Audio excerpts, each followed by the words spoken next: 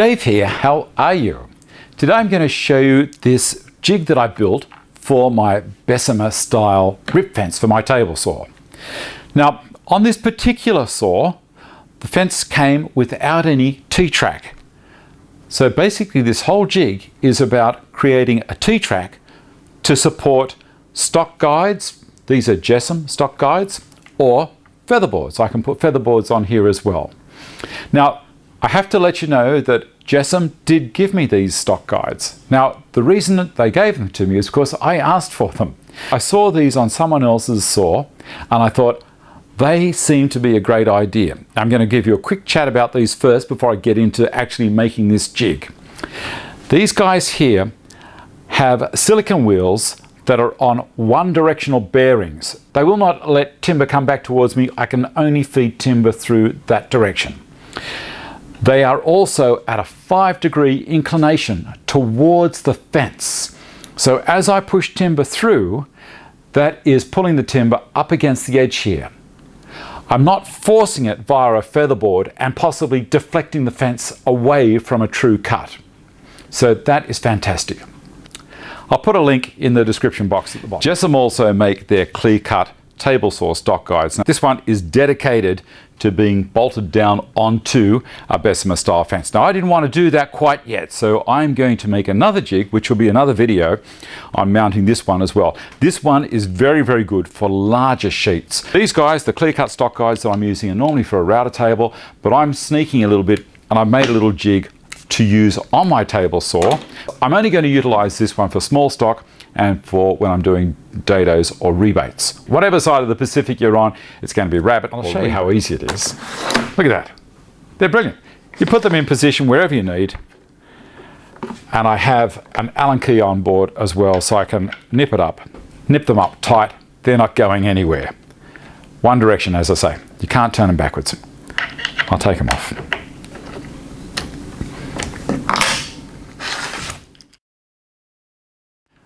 Basically, it is a unit that is held on with mag switches onto the rectangular RHS section of steel.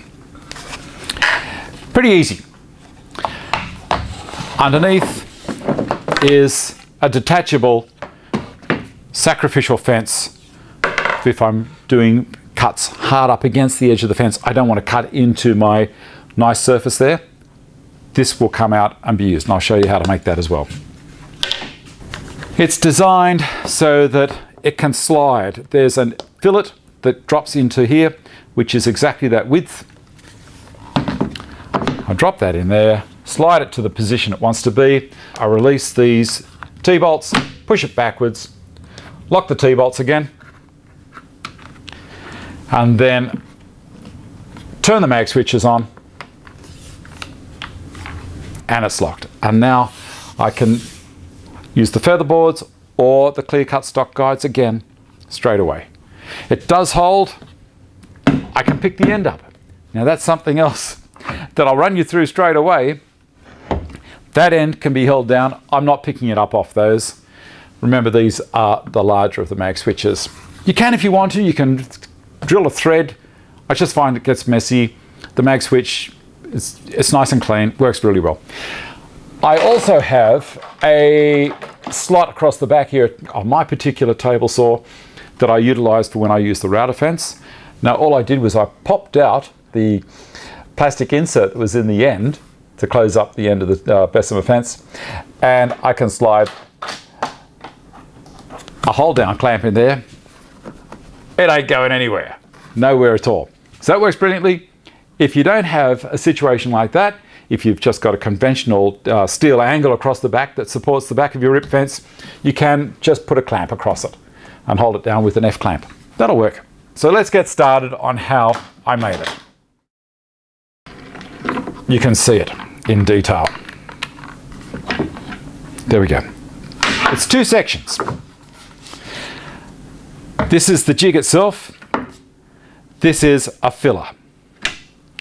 Now, the first thing we're going to do is make the filler. Cut this piece of plywood to fit in between the edges of the fence. On mine, they're polyethylene, and you want to make it as tight a fit as possible. Underneath mine, there is a badge, and it sits up above the fence. The option was to flick the badge off with a chisel or leave it there. I thought I'd just leave it there. It's only a matter of check out there, and that's pretty easy. I did it with 1 3/4 inch Forstner bit on the drill press. I set the depth, took it down to height, chiseled out the rest of it. That was pretty easy. Then I had the whole thing sitting here, and I sat the mag switches on top, and I sat the T-bolts in position, and I had a look at it all. I was thinking, you know, where are the best places to exert the best pressure to hold everything down? The T-bolts were for if I wanted the design to be able to shift backwards and forwards, so I could create for a dado sacrificial fence underneath here, or if I wanted to just utilize the fence on the table saw. So I have that capacity for sliding across. So I spent a bit of time moving those around to get the right position. Once I did all that, I needed to cut some holes that were going to allow the mag switches to travel backwards and forwards, that 15 millimeters. The other thing I needed to do is to make sure that the mag switches, I could turn them without having that handle foul against here, against the edge of the jig. Got all that done. Next thing was to drill some holes for the T-bolts as well, for these clamps. Now I wanted to make this section here, and because I wanted to create a dado for these stiffeners to drop in, I decided to cut this piece and this piece as one to start. So it was around 150 millimeters wide. So I ripped that down, docked it to length, and then put it over the router table to create these dados. These are 1/2 inch dados because it's 1/2 inch ply. I wanted to create a 1/2 inch by 2 millimeter rebate right the way along the base section. Now I wanted that there because on the end here you can see I've got a few different pieces of ply. I wanted this to be as strong as possible.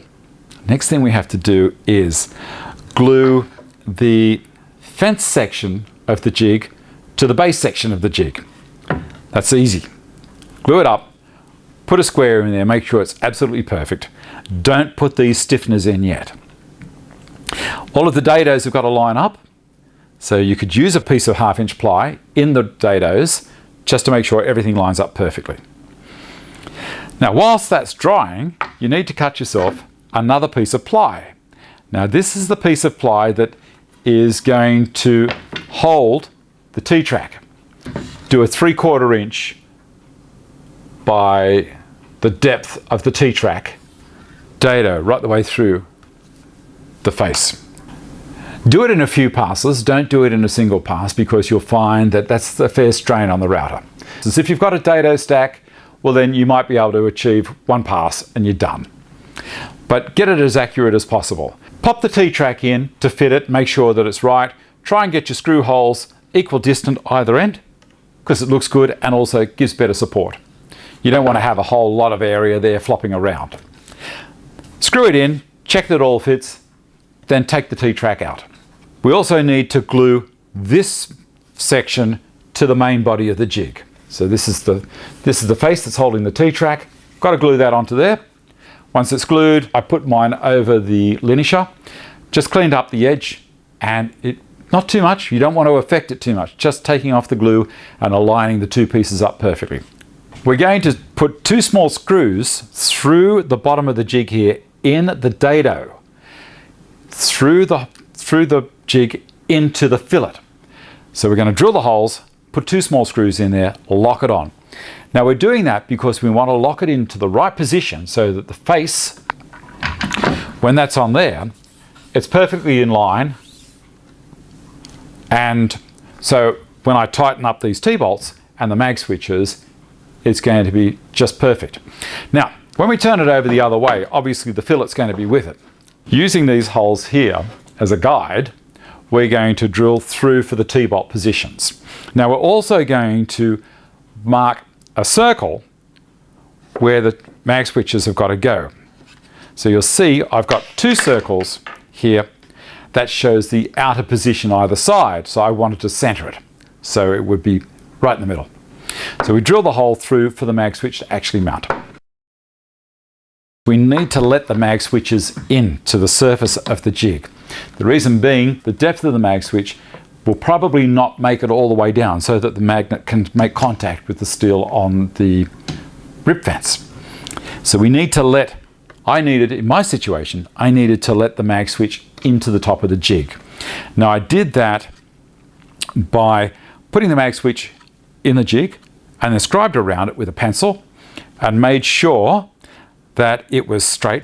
Took it over to the drill press. I selected a Forstner bit, which was the right width of the main body of the mag switch, and also a Forstner bit which was the right diameter for the outer sides of the body.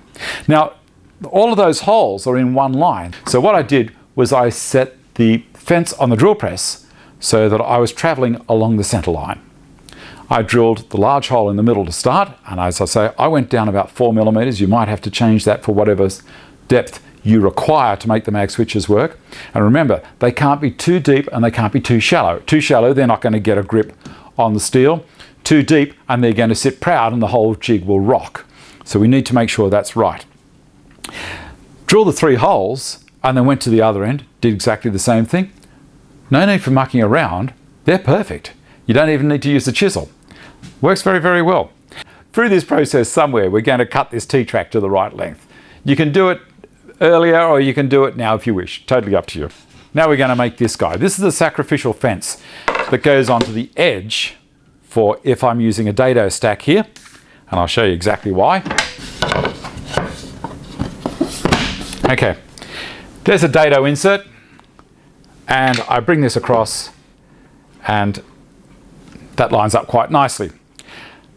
That's just in case the dado blades, I don't want them touching my rip fence at all.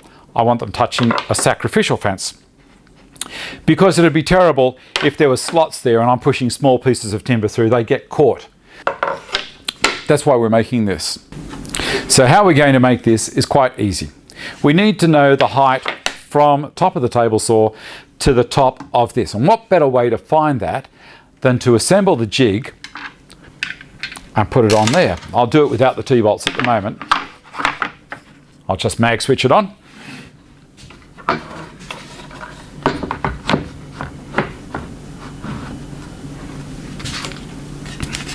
I need to measure from there to the underside of the ply there. Make it a comfortable fit. Don't make it tight, don't make it sloppy, just make it a comfortable fit. That's a new term, because we don't want it slopping around, and I don't want it holding the jig up at all. I don't want it lifting the fence and getting in the way.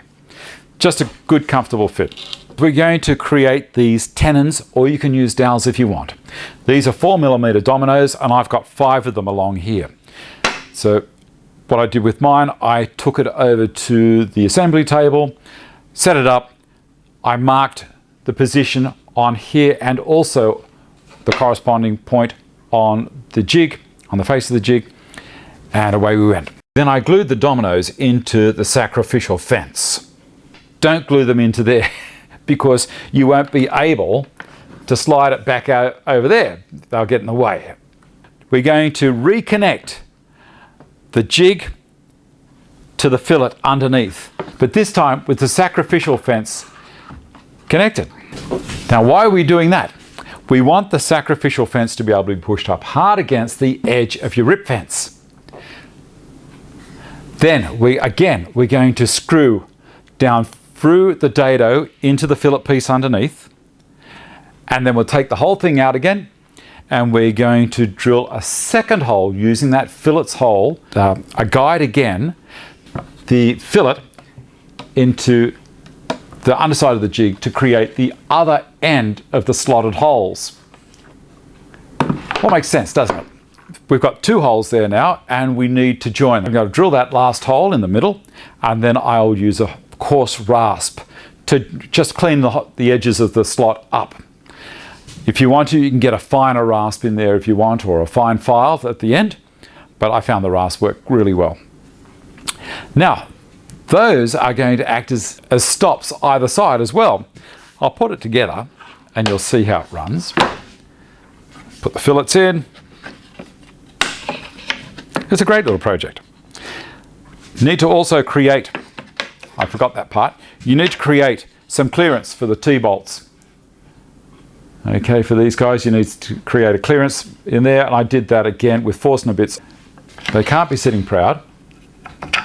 Everything has to work.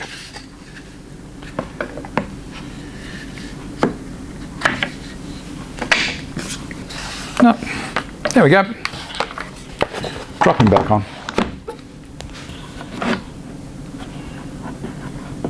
Tighten the T-bolts up. See, it moves along. That's where the mag switches lock it in position. Lock in position. Held. It's not going anywhere.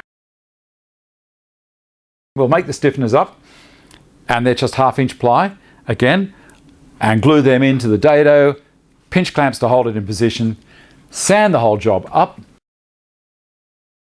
and then we're going to wax it. So I just use traditional wax, and there it goes.